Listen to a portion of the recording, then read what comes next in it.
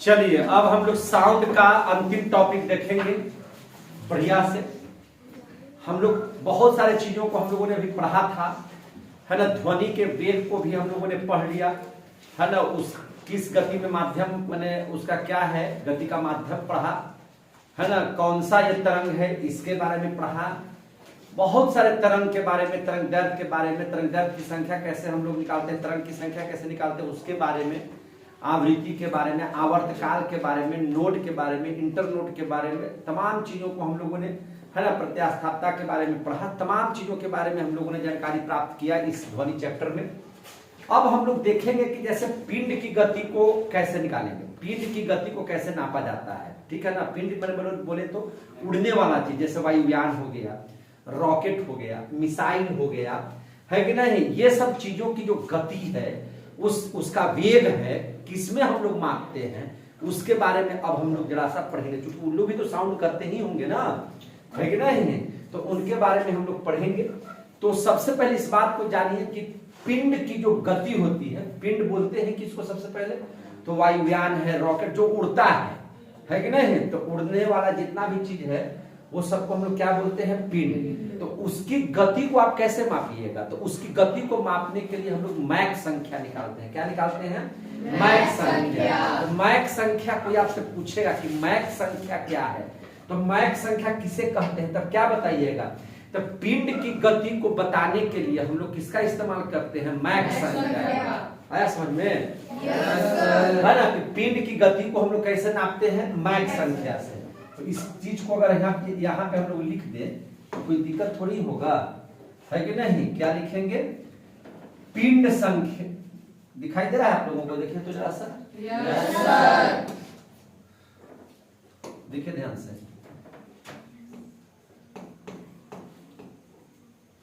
है ना। क्या हम लोग बोले कि पिंड की गति को, पिंड की गति को कैसे नापते हैं, पिंड की वेग या पिंड की गति को मैक संख्या से। कैसे, मैक संख्या से, मैक संख्या से नापते हैं। ये याद रहने वाला चीज है, याद कर लीजिएगा। पिंड बोले तो क्या क्या चीज, पिंड किसको बोला जाता है। आपसे कोई पूछेगा कि पिंड कहते किसको है, तो आप देखिए जितना भी उड़ने वाला है, वायुयान, रॉकेट जिसको वायुयान, रॉकेट जिसको आप लोग क्या कहते हैं, मिसाइल, और क्या चीज रहता है बताइए। वायुयान हो गया, रॉकेट हो गया, मिसाइल हो गया, और क्या हो सकता है बताइए। तो सैटेलाइट वगैरह ये सब जितना भी है, सैटेलाइट, तो ये सबके सैटेलाइट, है कि नहीं। इन सबों का जो वेग होता है उसको नापने के लिए हम लोग, जो साउंड होता है उसको नापने के लिए हम लोग किसका उपयोग करते हैं, मैक संख्या का। किसका उपयोग करते हैं, मैक संख्या का, है कि नहीं। रॉकेट की गति, वायुयान की गति, किसी भी मिसाइल की गति, किसी भी सैटेलाइट की गति का पता लगाने के लिए हम लोग उसका इस्तेमाल करते हैं मैक संख्या का। तो आपसे कुछ पूछेगा कि मैक संख्या क्या है, आपसे कुछ पूछेगा कि मैक संख्या क्या है, क्या पूछेगा, मैक संख्या। तो मैक संख्या आप क्या बोलेंगे, देखिए ध्यान से। आपसे अगर कोई पूछता है कि मैक संख्या क्या है, तो मैक संख्या आप क्या बोलेंगे, पिंड की गति को बताता है। ये क्या करता है, पिंड की गति, गति बोले तो इसके वेग को बताता है, वेग को बताता है। क्लियर हो रहा है सब, इसकी गति को बताता है।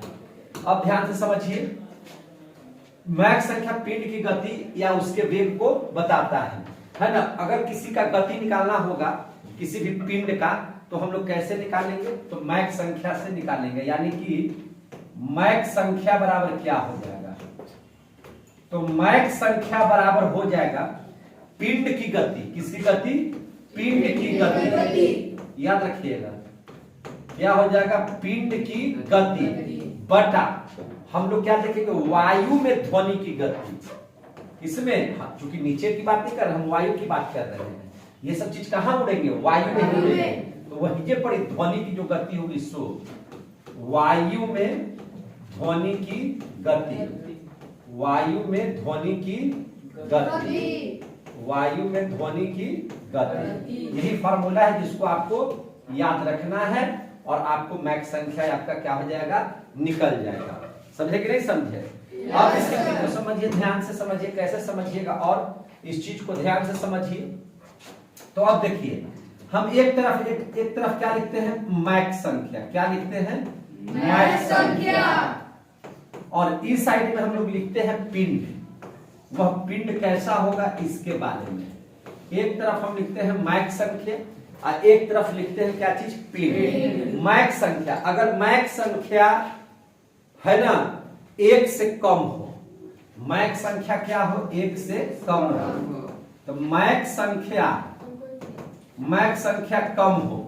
कम होने का मतलब क्या है, कम, जिसका छोटा हो गया था कम हो गया, इधर 1 लिख दिए, यानी कि 1 बड़ा हो गया, मैक संख्या छोटा हो गया। यानी कि मैक संख्या अगर 1 से कम हो, मैक संख्या क्या हो, 1 से कम हो, इसको क्या बोलेंगे, 1 से कम। तो 1 से अगर कम हो तो वह जो पिंड होगा, है ना, पिंड जो होगा वह कैसा पिंड कहलाएगा, तो वह कहलाएगा सबसोनिक। क्या कहलाएगा, सबसोनिक। वह पिंड कैसा कहलाएगा, सबसोनिक। समझ में आ रही है बात?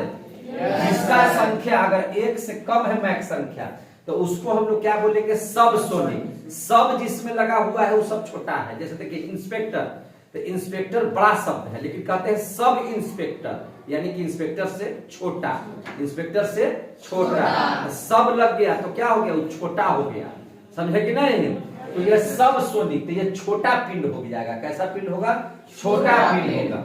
अगर मैक संख्या 1 के बराबर हो, मैक संख्या किसके बराबर हो, 1 के बराबर हो जाए। अगर मैक संख्या 1 के अगर बराबर हो जाएगा तो वह जो हो जाएगा, वह जो पिंड होगा वह सोनिक पिंड कहलाएगा। क्या कहलाएगा, सोनिक पिंड, है ना। तो सोनिक कहलाएगा, यानी कि सोनिक बड़ा हो गया, सब सोनिक छोटा हो गया।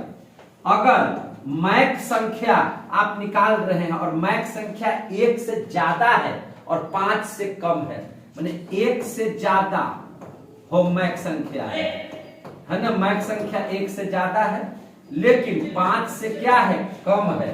5 से क्या है, कम है, 1 से क्या है, ज्यादा है, तो उसको हम लोग बोलेंगे सुपरसोनिक। क्या बोलेंगे उसको हम लोग, सुपरसोनिक।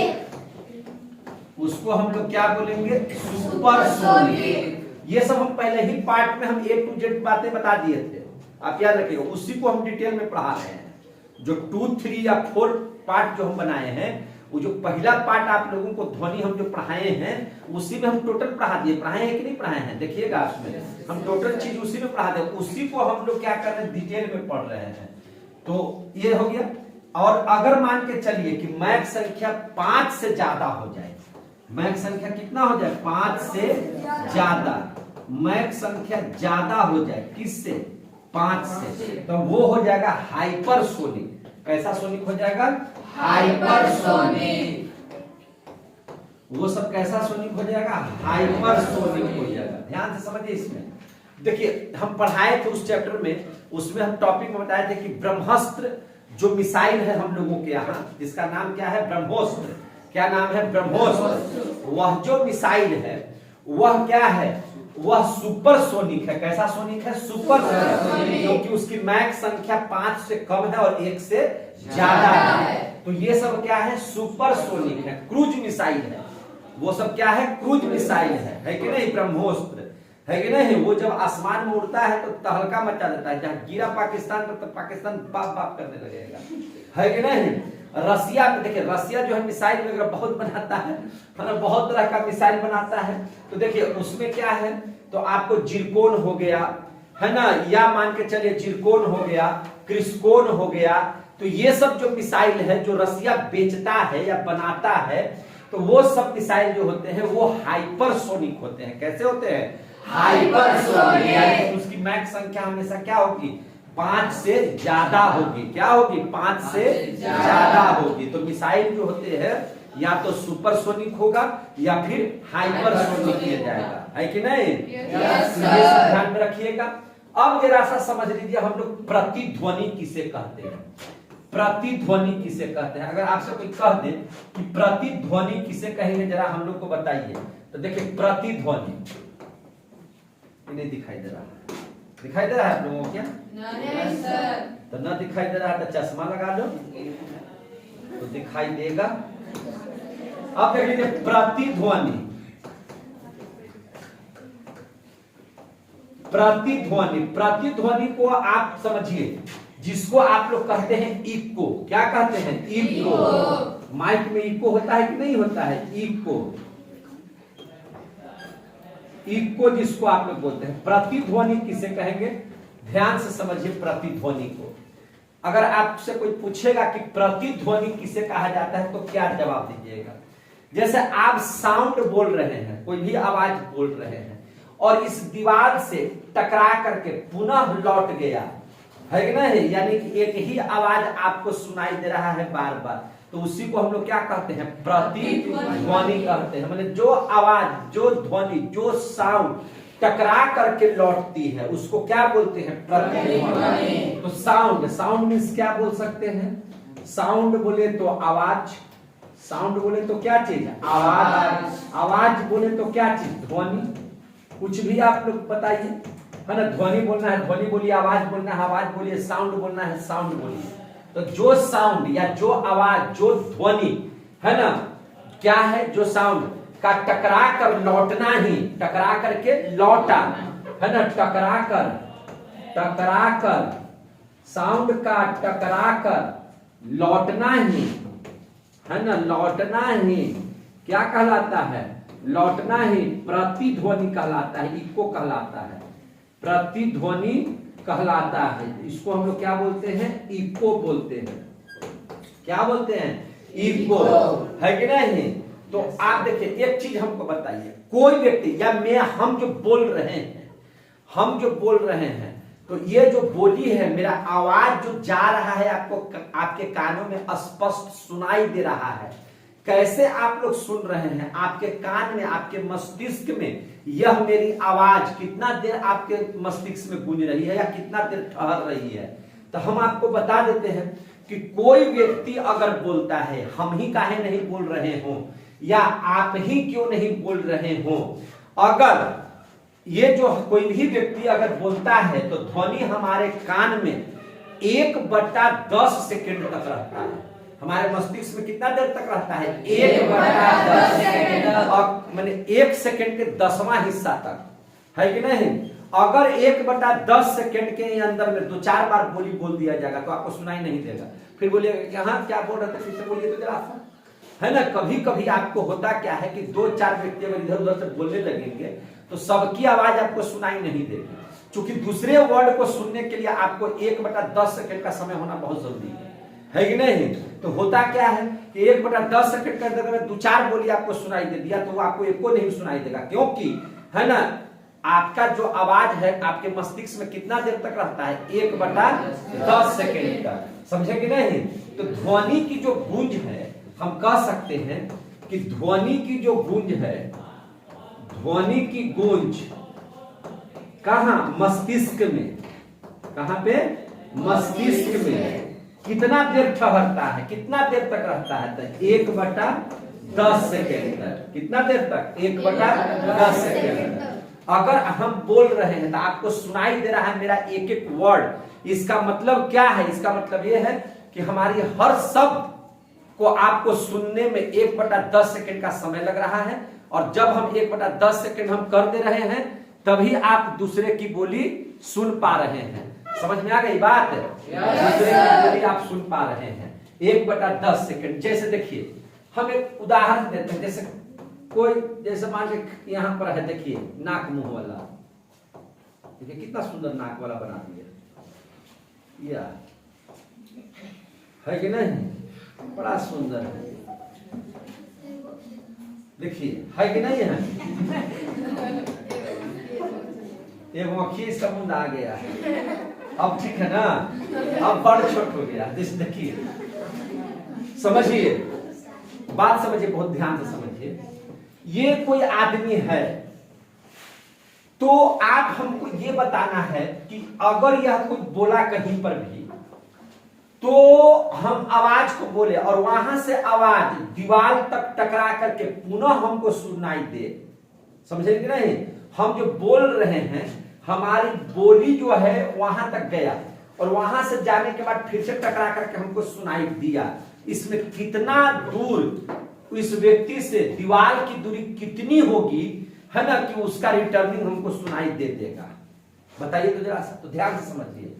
देखिए अब यहां पर एक दीवार है, ये जो आवाज बोला तो यहां पे गया और यहां तक जाकर के बाद फिर पुनः इसके पास लौटेगा। तो एक व्यक्ति का न्यूनतम दूरी दीवार से कितना होना चाहिए कि रिटर्निंग में हमको आवाज सुनाई देगा? तो आपको याद रखना चाहिए कि इसकी दूरी जो है, न्यूनतम दूरी हम यहां पे लिख देते हैं, न्यूनतम दूरी है ना, इसको सुनने के लिए, प्रतिध्वनि को सुनने के लिए न्यूनतम दूरी दीवार और एक का नाम रख देगा छोटिया के, है ना, दीवार और छोटिया के बीच कितना दूरी होना चाहिए? न्यूनतम दूरी कितना होना चाहिए जरा सा बताइए? तो 16.6 मीटर। कितना मीटर? 16.6 मीटर। एप्रॉक्स कह सकते हैं 17 मीटर की दूरी होनी चाहिए। अब सर बोलिए कि कैसे सर 17 मीटर या 16.6 मीटर बोले, है ना, काहे मैंने 16 मीटर की दूरी होना चाहिए? तो इसके लिए आप लोग सुनिए ध्यान से, इसके लिए आप समझने की जरूरत है। देखिए इसके लिए क्या समझने की जरूरत है कि एक दीवार और किसी व्यक्ति के बीच की दूरी कितनी होनी चाहिए कि रिटर्निंग में आप आवाज उसकी सुन सकते हैं। तो इसकी दूरी 16.6 मीटर हमने कहा है। इसको कैसे समझेंगे? दूरी बराबर क्या होता है जरा सा बताइए तो? चाल गुना समय।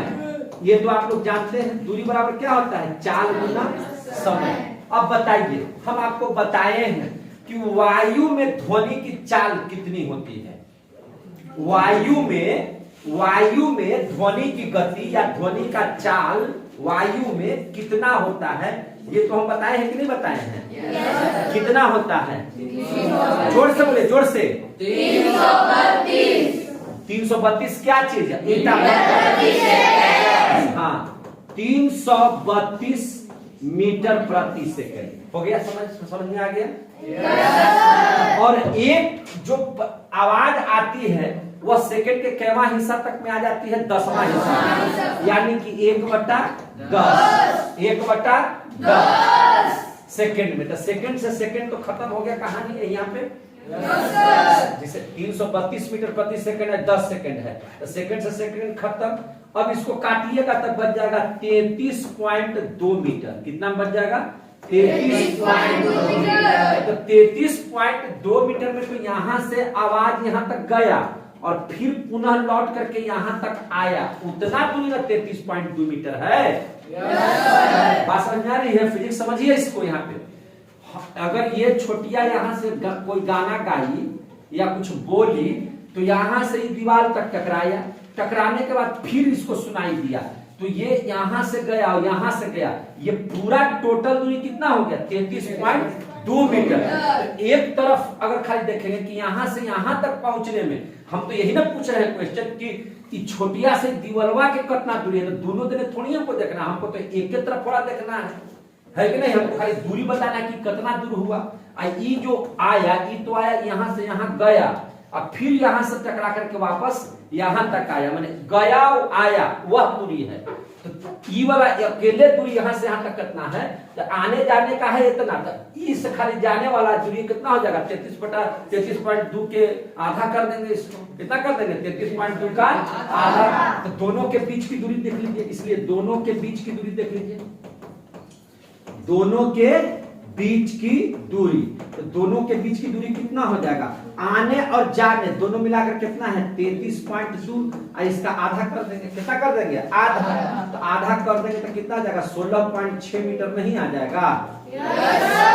तो यही बात ना हम अभी पूछ रहे थे कि आप बताइए कि न्यूनतम दूरी दीवार और छोटिया के बीच में कितना है? हमरा से दीवालवा कितना दूर है? तो 16.6 मीटर है। आ गया समझ में?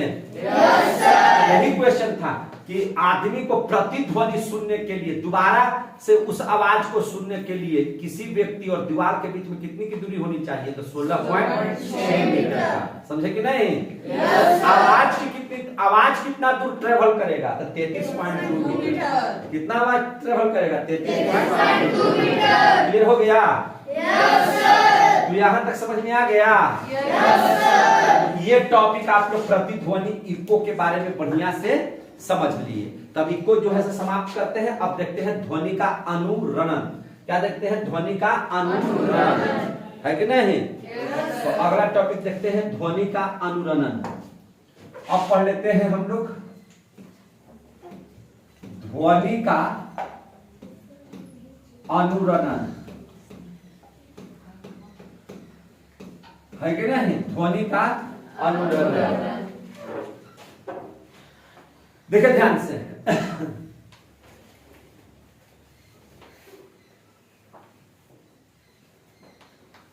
देखिए अनुरणन का मतलब क्या होता है समझिए।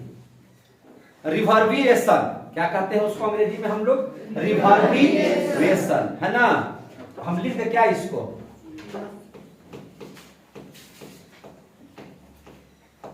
रिवर्बिएशन, रिवर्बिएशन, क्या बोलेंगे इसको? रिवर्बिएशन। ध्वनि का अनुरणन को क्या लिखेंगे? रिवर्बिएशन, है कि नहीं? रिवर्बिएशन, ध्वनि का अनुरणन। क्या कहते हैं उसको? ध्वनि का अनुरणन। आप अनुरणन समझे चाहे नहीं समझे, हम जो बात बोलेंगे इसका मतलब समझ जाइएगा। ध्वनि का अनुरणन का मतलब क्या हुआ? ध्वनि का गूंजना। गूंजना तो समझते होंगे ना?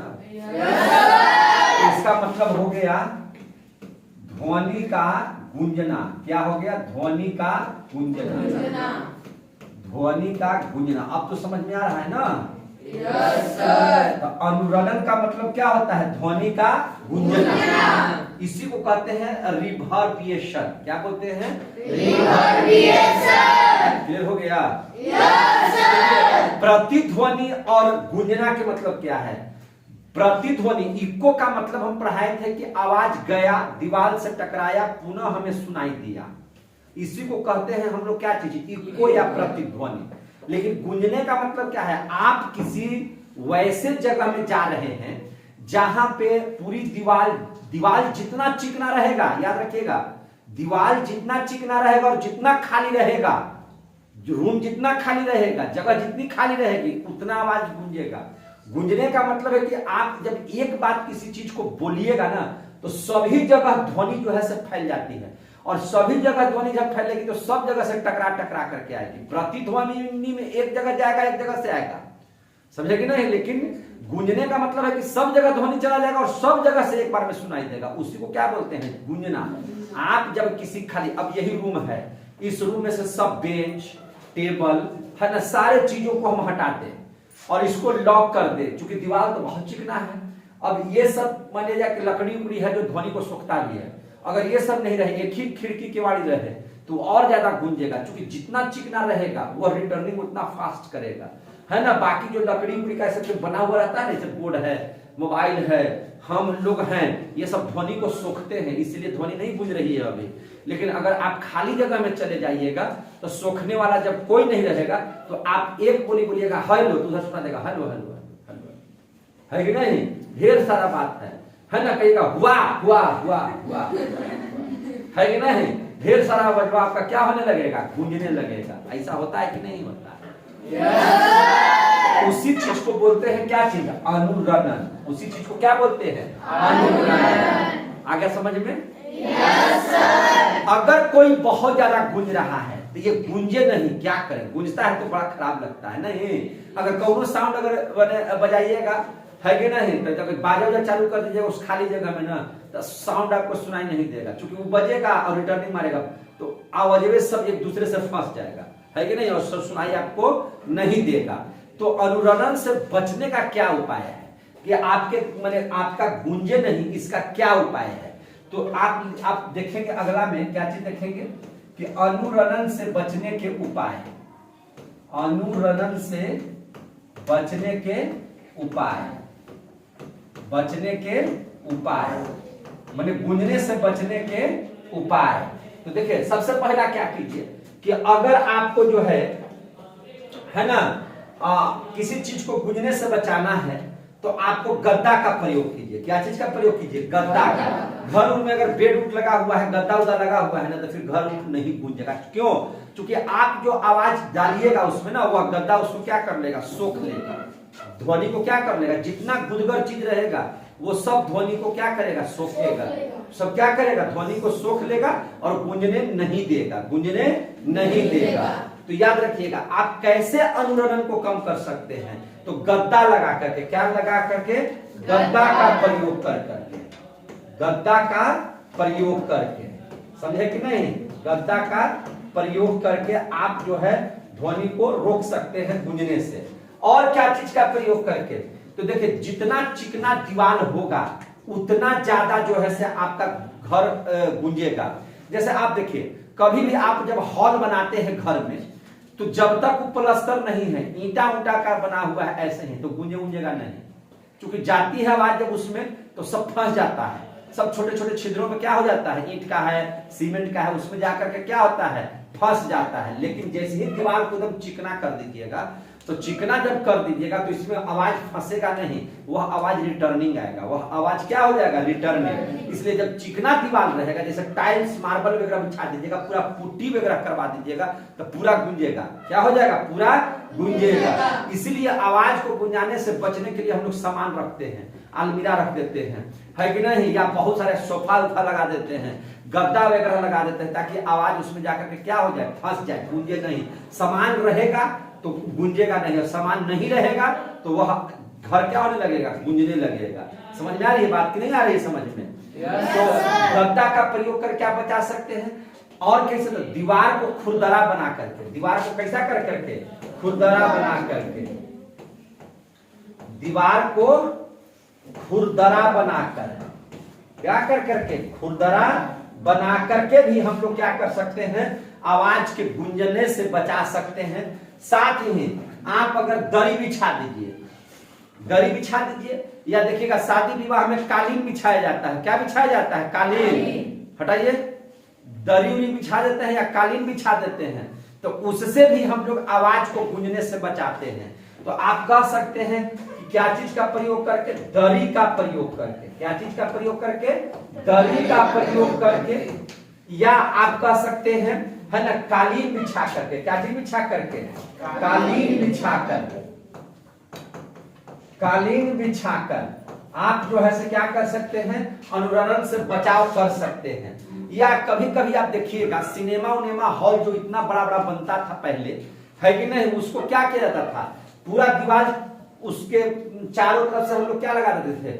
हम लोग है ना लकड़ी लगा देते हैं। क्या लगा देते हैं? लकड़ी। या कभी कभी देखिएगा आवाज कोई मैंने गूंजने से बचाने के लिए, है ना, क्या करता है? जो घास पात लगा देता है ना, वो उस टाइप का नहीं आता है जो हरा हरा टाइप का जो है ना। या जैसे हम ही लोग पढ़ाने के लिए, जैसे इस हॉल में अगर मान के चले कि बच्चे नहीं रहेंगे तो क्या होने लगेगा? ये गूंजने लगेगा। तो गूंजने से बचाने के लिए क्या करते हैं हम लोग? मैंने प्लाईवुड वगैरह सब लगा देते हैं। वो काफी ध्वनि को क्या करता है? सोखता है। ध्वनि को क्या करता है? सोखता है। तो हम लोग क्या लगा सकते हैं? प्लाईवुड भी लगा सकते हैं। दीवारों में क्या लगा सकते हैं? प्लाईवुड। प्लाईवुड का इस्तेमाल करते हैं। क्या चीज का इस्तेमाल करते हैं? प्लाईवुड का इस्तेमाल करते हैं। और क्या हो सकता है? तो और देख लीजिए, हम लोग कॉर्क वगैरह का भी इस्तेमाल कर सकते हैं। सर कॉर्क खेलने वाला कॉर्क नहीं करेंगे, वो कॉर्क नहीं।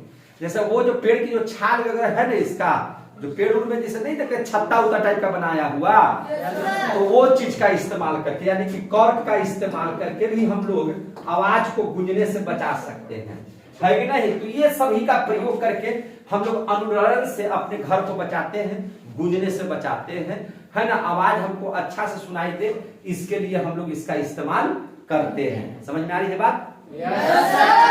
अब हम लोग पढ़ना है हम लोगों को क्या चीज, है ना, ध्वनि का अनुनाद।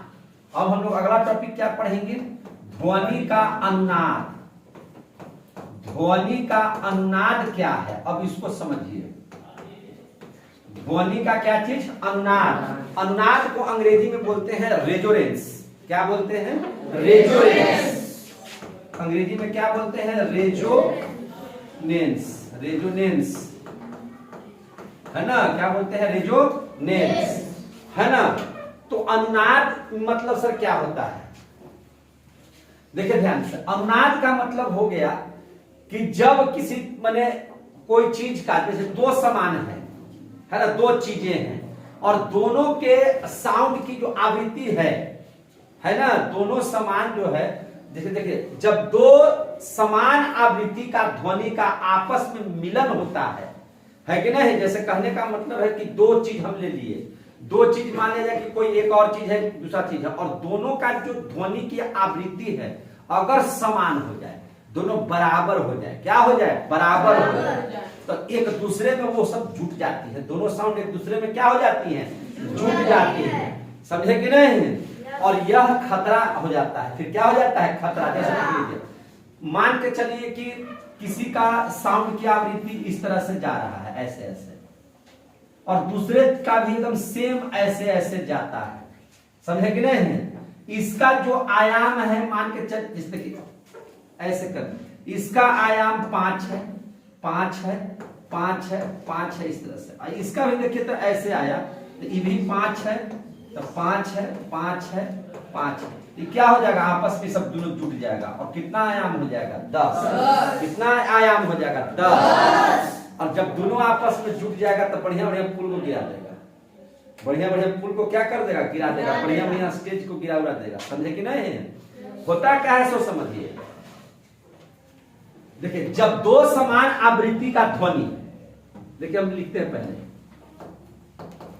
जब दो समान आवृत्ति का ध्वनि, आवृत्ति का ध्वनि, जब दो समान आवृत्ति का ध्वनि का आपस में, है ना, देखिए ध्यान से, कि जब दो समान आवृत्ति का ध्वनि का आपस में, है ना, मिलन होता है, आपस में क्या होता है? मिलन होता है। आपस में क्या होता है? मिलन होता है, तो उसका आवाज बढ़ जाता है। तो उसका आवाज क्या होता है? बढ़ जाता है। उसका आवाज क्या हो जाएगा? बढ़ जाता है। उसका आवाज क्या हो जाएगा? बढ़ जाता है, जिससे होगा क्या चीज? पुल वगैरह,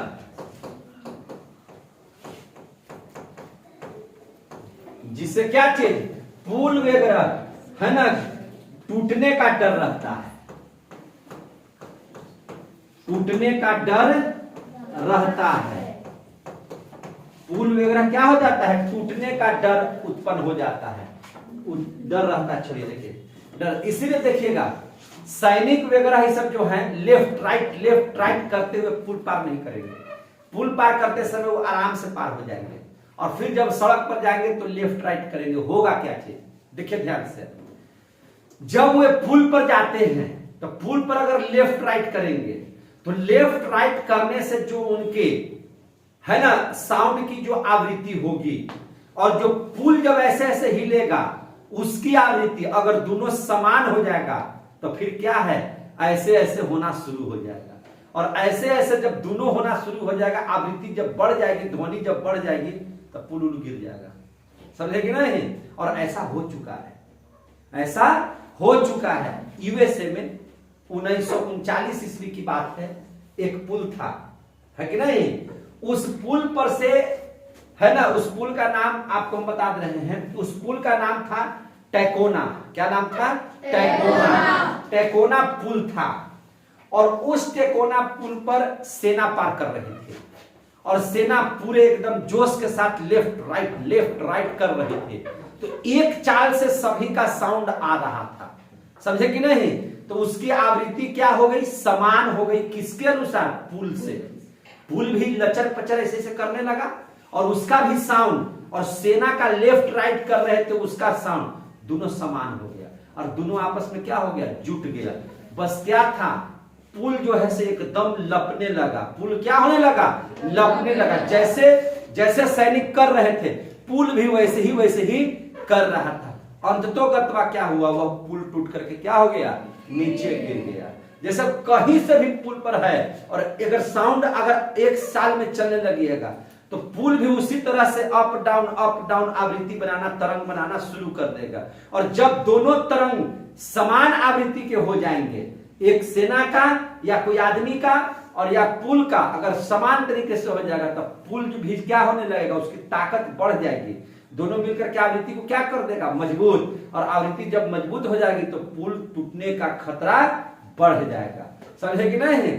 जैसे झूला झूलते हैं ना, आप लोग झूला झूलते हैं तो इधर से उधर जाते हैं, तो पेड़वा के डलिया देखे हैं कभी आप लोग? वो भी ऐसे करने लगता है कि नहीं? जितना आप बढ़िया से झूल रहे हैं वो भी उसके अनुसार तालमेल बनाने लगेगा। और जब दोनों का समान आवृत्ति हो जाएगी तो दोनों जुट जाएगा, एक डलिया ले नीचे चला जाएगा, है कि नहीं? टूट जाता। कहीं देखे कि नहीं देखे हैं ऐसा? स्टेज पर देखिएगा, डांसर लोग क्या है, अगर बहुत सारे ग्रुप वाला डांसर है और स्टेज बेचारा कमजोर बनाया हुआ है, तब स्थिति क्या होगी, मारेगा ढाक ढाक एकदम पूरा ऐसे, है कि नहीं? और जब स्टेज का आवृत्ति और डांसर का आवृत्ति जब दोनों सेम हो जाएगा तो आव जो है से स्टेज वाला लपना शुरू कर देगा, एक ले दे करके क्या हो जाएगा, नीचे बैठा देगा। होता है कि नहीं ऐसा? तो उसी को कहते हैं क्या चीज, ध्वनि का अनुनाद। क्या कहते हैं, ध्वनि का अनुनाद। अकबर के दरबार में एक गायक हुआ करते थे जिनका नाम था तानसेन। क्या नाम था, तानसेन। जब तानसेन गाते थे तो उनके ध्वनि की आवृत्ति कांच की आवृत्ति से मिलने लगता था। किससे मिलने लगता था, कांच मैंने जो जिस शीशा में हम राजा महाराजा या हम लोग आज भी देखते हैं अपना शकल, है कि नहीं? तो उस कांच की आवृत्ति से तानसेन की आवाज की जो आवृत्ति है, ध्वनि की आवृत्ति है, वह अटैच कर जाता था। और अटैच करता था तो दोनों समान आवृत्ति का हो जाता, दोनों जुट जाता था। और जुटने की स्थिति में जब भी तानसेन गाते थे तो हर एक कांच क्या होने लगता था, टूटने लगता था। तो इसलिए कहते कि तानसेन जब गाएगा तो सब जितना शीशा फीसा है सब क्या हो जाता था, टूट जाता था। तो ये फिजिक्स है, ये क्या है, फिजिक्स है कि नहीं? वह आवृत्ति क्या हो गई, समान आवृत्ति। जैसी दोनों का समान हो जाएगा, दोनों आपस में क्या हो जाएगा, आयाम उसके क्या हो जाएंगे, जुट जाएंगे। और आयाम जब जुटेंगे तो वह चीज टूटने का डर रहेगा, है ना? टूटने का खतरा उसका बढ़ जाएगा। जैसे यहाँ पे पुल टूट गया था, समझे कि नहीं? तो वही बात लिखी है, जिससे पुल वगैरह टूटने का डर रहता है। तो अनुरणन पढ़ लिए, अनुनाद पढ़ लिए, ध्वनि का एक एक चीज पढ़ लिए, डेसिबल पढ़ लिए, आवृत्ति पढ़ लिए, हर्ट्ज के बारे में पढ़ लीजिए। तमाम ध्वनि के बारे में जितना चीज था सारे चीज हमने आपको पढ़ा दिया है। ध्वनि समाप्त।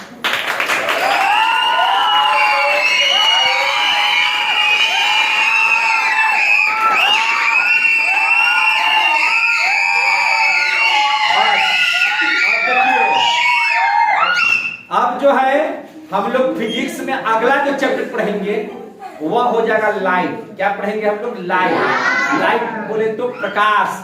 हम लोग अगले क्लास में मिलेंगे फिजिक्स के क्लास में। तब तक के लिए जय हिंद, जय भारत।